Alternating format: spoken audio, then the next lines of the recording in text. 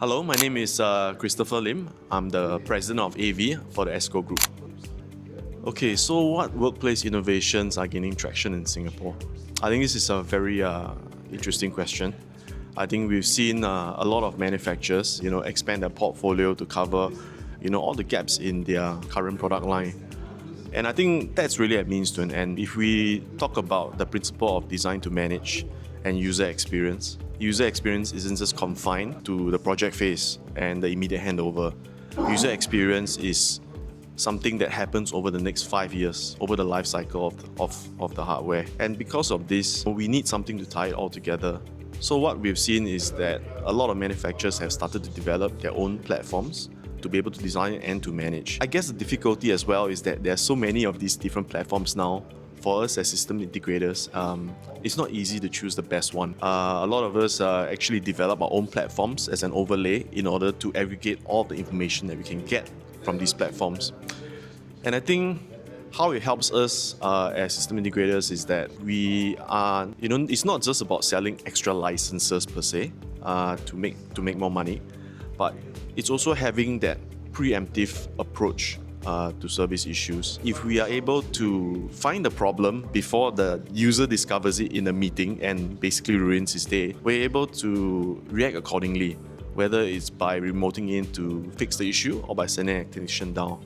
So this in a way allows us to optimize our own resources better, right? We're going to need less people to do the same job.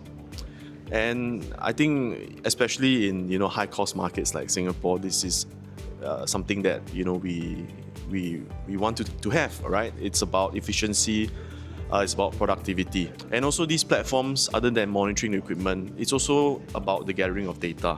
In today's world, we can gather all kinds of data. We can do the basics from room utilization to people counting to air quality information.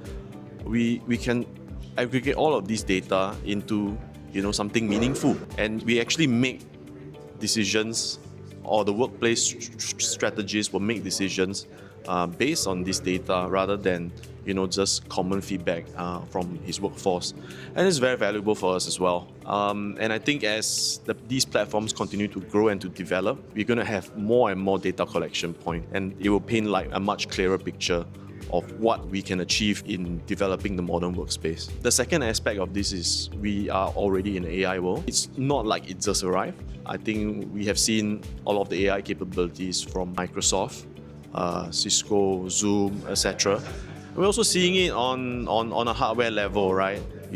Basically the optimization of audio in conference rooms, camera tracking technology, all of that is AI built in. And I think it's so important to have this AI strategy to tie all these things together to make it even more usable. We spoke in the past about, going to meetings and having one-touch join. I mean, what about just walking into the meeting room and the room recognizes the host of the meeting and it starts the meeting automatically?